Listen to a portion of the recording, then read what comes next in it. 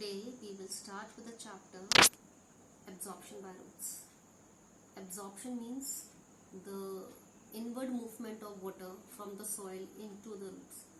We have different processes which help in the inward movement of water from the soil towards the roots.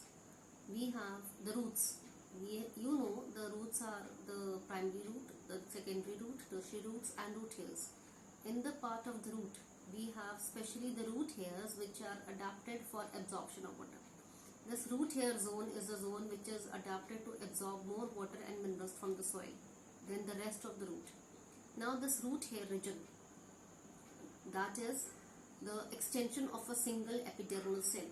This root hair is, as it is formed of a single cell only, and it's an outgrowth of the cell. So as it is an outgrowth, we say that the cell membrane is very elastic, thin, yes, and it is increasing the surface area for more absorption. As the cell membrane is thin, rapid diffusion can occur. Second, it is elastic in nature, so it can extend to form a root hair, and when it extends to form the root hair, that means it increases the surface area for more absorption of water and minerals. And third, we say that this absorption of water and minerals is only due to the cell sap which is present inside the root hair. That cell is having high concentrations of salts. That means it is highly concentrated. It is having very less amount of water. So as outside the root hair, that is the soil, in the soil particles the water is present in more amounts. So it is in a dilute solution. Yes. But inside the root hair, as the amount of water is less, so it's highly concentrated. The cell sap is highly concentrated. So there is a movement of water molecules from the region of high concentration, that is from the soil, into the region of low concentration, that is inside the cell sap of the root hair, across the cell membrane. Now let's see the diagram. Now from this diagram, we say that this is the root hair. Yes, it is the root epidermal cell. Now this epidermal cell, this cell membrane is extended into a finger-like projection called as the root hair.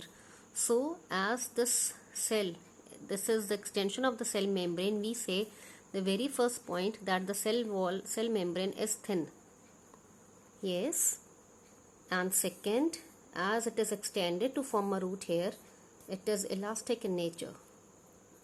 And third, these are the soil particles. Yes, and in the soil particles the amount of water is high. So as there is high concentration of water molecules inside the soil, we say it is moving into the root hair, in which the cell sap is highly concentrated. So as the cell sap is highly concentrated, it is able to absorb water from the soil into the root hair. So this inward movement of water molecules from the soil into the root hair is due to the presence of high concentration of cell sap. So this, as the water moves inside, it results in the swelling of the root hair, and this results in the passage of water from the epidermal cell into the cortical cells. Clear? Now we say that the other processes which are responsible for diffusion of the gases as well as the water molecules into the roots. Now this absorption can be by different processes we have. Very first we talk about imbibition. Now this imbibition is taken up in the dead cells. In the dead cells, we have the dead tissue of the plant. Dead tissue, mainly we have the wood. Now wood is formed from the xylem and phloem, the secondary xylem and the secondary phloem. Now the secondary xylem and phloem which is forming the wood is a dead tissue. Now this dead tissue is having cellulose on the outer surface, and this cellulose is hydrophilic colloid. Hydrophilic colloid. Fine. This means hydro and philic. Hydro is water and philic is loving. So this water-loving substance, this water-loving chemical substance is able to absorb water from the surrounding. Now the surroundings, we have the atmosphere. Yes. Now this atmosphere is having high concentrations of water molecules. That means the humid contents, no? So as high concentration of water is present in the atmosphere in rainy season, yes, rainy season, the atmosphere, the air is saturated by water vapors. So water is moving from the atmosphere into the wood tissue. The wood tissue, mainly we have the doors.